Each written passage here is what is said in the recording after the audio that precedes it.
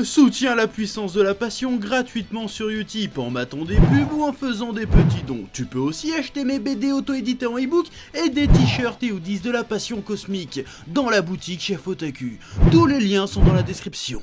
Que la passion te guide. Ouais. Salutations tête de nage, je suis le chef et aujourd'hui dans cette petite lecture du chef on va s'intéresser à un projet BD aussi atypique qu'humoristique que sympathique. Je parle de Witch Memory dont la campagne Ulule pour le tome 2 est toujours en cours. Je te mets tous les liens dans la description mais on va parler un peu plus en profondeur du projet incessamment sous peu.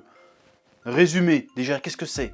Ouais, Marv, jeune chevalier en devenir, fait la connaissance de Callistra Tailing, une sorcière amnésique complètement déjantée, redécouvrant des pouvoirs dont elle avait perdu la connaissance. Mais cette soudaine rencontre va entraîner les deux personnages dans une folle aventure, magique et épique, car Callistra est pourchassée par deux puissants chasseurs de primes, et le pire c'est qu'elle ne sait même pas pourquoi. En gros, c'est ça le début de l'histoire. Ouais... Alors Witch Memory, comme je te le disais en préambule, ouais, j'utilise des mots compliqués maintenant, c'est un projet de bande dessinée assez atypique, parce que déjà c'est de la BD indépendante, des éditions GDBM. Je t'ai déjà parlé de ces éditions-là, ils ont fait surtout de la BD un petit peu érotique, et depuis quelques temps ils s'orientent vers des trucs un peu plus tout public avec ce projet Witch Memory. J'avais déjà parlé de Sans Pudeur, j'avais parlé d'Imperfect, et d'autres trucs qu'ils avaient fait. Donc là le projet il est assez atypique parce qu'en fait il s'agit d'une édition indépendante comme je te disais, mais en plus qui fait un casting de personnages qui est interprété par diverses personnalités de YouTube et aussi des comédiens de doublage. Il y a Eric Legrand qui prête sa voix à un personnage, il y a le joueur du grenier qui interprète un personnage aussi. Un des personnages principaux, il y a Bob Lennon, il y a Benzaï, il y a Brigitte Lecordier. Alors là, tu te dis, oui, mais c'est bizarre, hein, pourquoi ils interprètent des personnages dans une bande dessinée? Alors j'y reviens, alors déjà, ils prêtent plus ou moins leurs traits aux personnages. Je te mets les images, hein, tu reconnaîtras Bob Lennon, joueur du grenier, Benzaï. Et ils prêtent aussi leur voix. Parce que le truc intéressant dans ce projet, c'est qu'il y a aussi la possibilité d'écouter la bande dessinée. Alors il ne s'agit pas d'une saga MP3, c'est-à-dire qu'ils jouent les dialogues.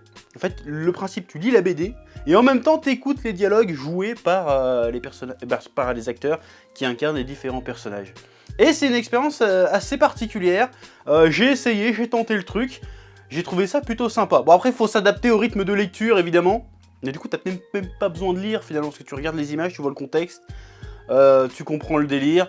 C'est plutôt original comme approche, et c'est plutôt sympathique. Ouais. Ça rajoute une dimension à la lecture assez intéressante et assez inédite pour le coup, c'est une expérience que j'avais jamais faite, et je trouve que c'est pas mal comme délire en vrai.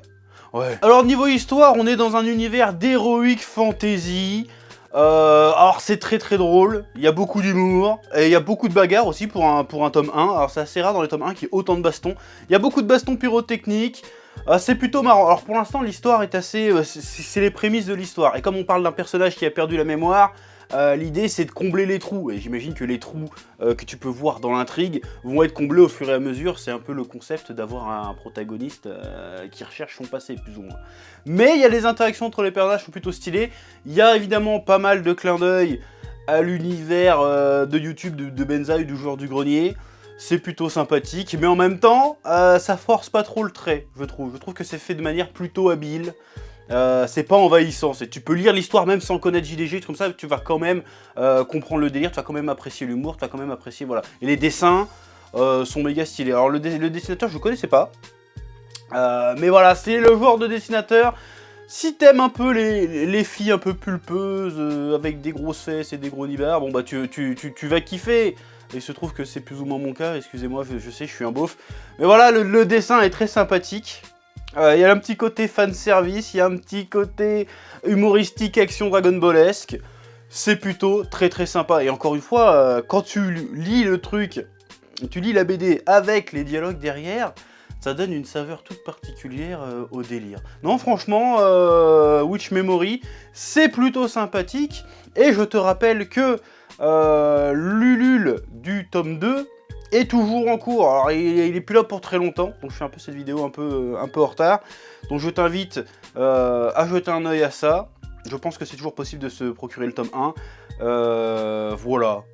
Donc c'est plutôt sympa, Witch Memory, j'aime bien ce genre de projet. Bon, et je te cache pas qu'on m'a dit que peut-être j'aurai un personnage dans le tome 3. Moi je suis chaud. Parce que s'il faut doubler les trucs, bon, je suis un comédien de merde, je préfère le dire. Voilà. Mais s'il faut doubler des trucs et que je pourrais dire à un moment donné, je double dans le même truc qu'Eric Legrand. Hein. Je fais... Voilà, excuse-moi, mais j'ai doublé avec Vegeta. Ferme ta bouche, qu'est-ce que tu vas faire? Voilà, ça c'est stylé. Donc moi je veux bien participer. Voilà, donc mais bon, pour que je puisse participer, il faut que le tome 2 il marche, forcément. Donc tu vas aller voir, jeter un œil dans la description, et tu vas aller regarder ça, parce que c'est très sympa, c'est très atypique, c'est très frais comme projet, j'aime bien. Ouais, et en plus, bon, t'aimes bien regarder des boobs. Bon bah voilà, tu veux voir des elfes à gros boobs? C'est un argument ou pas? Bon bah ouais, tu vois ce que tu veux après. Sur ce, je te dis à bientôt pour de prochaines aventures, et que la passion te guide. Ouais.